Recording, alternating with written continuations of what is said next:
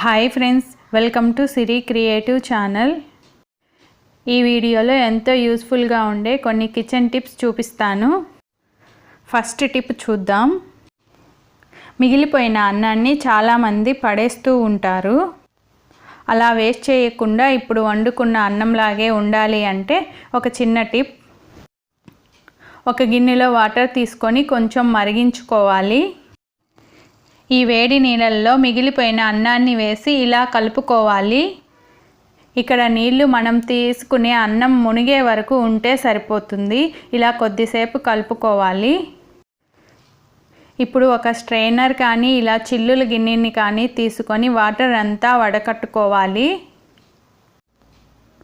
ఒక నిమిషంలోనే ఇలా మిగిలిపోయిన అన్నాన్ని ఇప్పుడు వండుకున్న అన్నంలాగే రెడీ చేసుకోవచ్చు. ఈ టిప్ చాలా యూస్ఫుల్గా ఉంటుంది. తప్పకుండా ట్రై చేయండి. సెకండ్ టిప్ చూద్దాం. ఇలా మ్యాగీ ప్యాకెట్లు కానీ ఏదైనా సగం యూజ్ చేసిన తర్వాత ఇలాగే పెట్టేసుకోకుండా వాటిని ఎలా ప్యాక్ చేయాలో చూద్దాం. ఇప్పుడు ప్యాకెట్స్ రెండు కార్నర్ని ఇలా చూపిస్తున్నట్లు లోపలికి ఫోల్డ్ చేసుకోవాలి. కవర్ని వెనక్కి తిప్పి ఇలా లోపల వైపుకి ఫోల్డ్ చేసుకోవాలి. ఇప్పుడు ఎడ్జెస్ని ఇలా లోపలికి ఫోల్డ్ చేసుకోవాలి. చాలా సింపుల్గా ఇలా ప్యాక్ చేసుకుంటే ఈజీగా ఉంటుంది. ఈ టిప్ చాలా యూస్ఫుల్గా ఉంటుంది. తప్పకుండా ట్రై చేయండి. నెక్స్ట్ టిప్ చూద్దాం. పూరీలు పొంగి హోటల్లో లాగా రావాలి అంటే ఒక చిన్న టిప్. పూరీ పిండి కలిపేటప్పుడు పూరీ పిండిలో కొంచెం ఉప్పు అలాగే ఒక స్పూన్ పంచదార వేసుకోవాలి. ఇలా అన్నీ బాగా మిక్స్ చేసుకోవాలి. ఇప్పుడు దీనిలో ఒక 2 స్పూన్లు ఆయిల్ వేసుకొని మిక్స్ చేసుకోవాలి. ఇలా పంచదార వేసుకోవడం వల్ల పూరీలు బాగా పొంగి చాలాసేపు అలాగే ఉంటాయి. చపాతీ పిండి కలుపుకున్నంత సాఫ్ట్గా మెత్తగా పూరీ పిండిని కలుపుకోకూడదు. కొంచెం గట్టిగా ఉండేలాగా కలుపుకుంటే పూరీలు బాగా పొంగుతాయి. ఇలా ఉంటే సరిపోతుంది. ఇప్పుడు ఒక స్పూన్ ఆయిల్ వేసి కలుపుకోవాలి.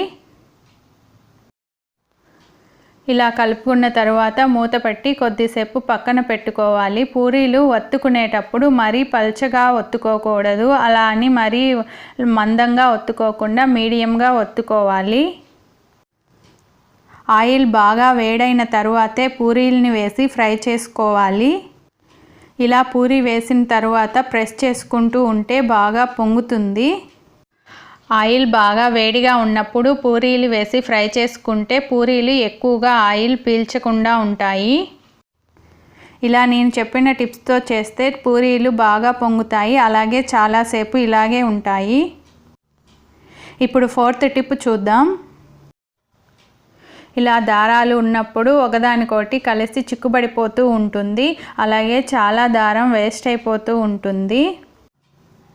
ఈ దారాలని కార్నర్లో ఇలా కట్ చేసుకోవాలి. ఈ కార్నర్లో కత్తిరితో ఇలా కట్ చేసుకోవాలి.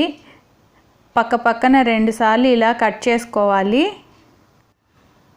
ఇలా కట్ చేసుకున్న తర్వాత ఎడ్జి దారం ఉంటుంది కదండి, దాన్ని ఇలా తీసుకొచ్చి దానిలో ఫిట్ చేసుకోవాలి. ఎక్స్ట్రా ఏదైనా ఉంటే అది కట్ చేసుకోండి. ఇలా చేస్తే దారం ఊడిపోకుండా అలాగే ఉంటుంది. ఎక్కువగా మిషన్ కుట్టే వాళ్ళకి ఈ టిప్ చాలా బాగా యూజ్ అవుతుంది. మళ్ళీ వీటిని మనం యూజ్ చేసేటప్పుడు ఈజీగా దారం ఎక్కడుందో మనకి తెలిసిపోతుంది. ఈ టిప్ చాలామందికి యూజ్ఫుల్గా ఉంటుంది. నెక్స్ట్ టిప్ చూద్దాం. మనం ఏదైనా కూరగాయలతో కానీ గుడ్డుతో కానీ పులుసు చేసేటప్పుడు పులుసు చాలా నీళ్లుగా ఉంటే కొంతమందికి నచ్చదు. ఒక స్పూన్ బియ్యం పిండి తీసుకొని కొంచెం నీళ్లు పోసి కలుపుకోవాలి.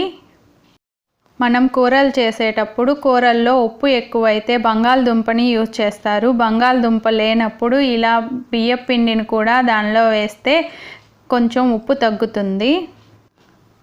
అలాగే ఈ బియ్యం పిండిని వేయడం వల్ల పులుసు కూడా చిక్కబడుతుంది. టేస్ట్ కూడా బాగుంటుందండి. టేస్ట్ ఏమీ చేంజ్ అవ్వదు. కొద్దిసేపు ఇలా ఉడికించుకుంటే పులుసు చిక్కబడుతుంది. ఇది చాలా టేస్టీగా ఉంటుంది.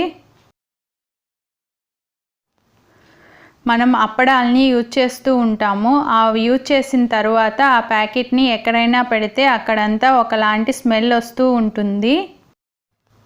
అప్పడాలు కూడా మెత్తబడకుండా ఉండాలి అంటే ఒక డబ్బాలో కొంచెం బియ్యం పోసుకొని ఈ అప్పడాల ప్యాకెట్ని దానిలో పెట్టుకొని మూత పెట్టుకోవాలి. ఇలా చేస్తే చాలా రోజులు అప్పడాలు ఫ్రెష్గా ఉంటాయి, స్మెల్ కూడా రాదండి. నెక్స్ట్ టిప్ చూద్దాం. పాలు పొంగిపోకుండా ఉండాలి అంటే ఒక గంటిని పాలల్లో ఇలా పెడితే పాలు పొంగిపోకుండా ఉంటాయి. చాలాసార్లు మనం స్టవ్ మీద పాలు పెట్టి మర్చిపోతూ ఉంటాము. ప్రతిసారి మనం ఇలా ఒక గంటిని పెడితే పాలు పొంగిపోకుండా ఉంటాయి. ఈ టిప్ నాకు చాలా యూస్ఫుల్గా ఉంది, మీరు ట్రై చేయండి. నెక్స్ట్ టిప్ చూద్దాం. కత్తి షార్ప్నెస్ లేకపోతే దాన్ని షార్ప్ చేయడానికి ఒక చిన్న టిప్ చెప్తాను. మన ఇంట్లో ఇలాంటి పింగాణి కప్పులు ఉంటాయి కదండి, వాటి ఎడ్జెస్లో ఇలా కత్తిని ఇలా ప్రెస్ చేస్తూ ఉంటే కత్తి షార్ప్ అవుతుందండి. అలాగే కత్తెరని కూడా షార్ప్ చేయాలి అంటే ఒక గ్లాస్ బాటిల్ని తీసుకొని ఇక్కడ చూపిస్తున్నట్లు కట్ చేస్తున్నట్లు చేయాలి. ఇలా చేస్తే కత్తెర బాగా షార్ప్నెస్ వస్తుంది.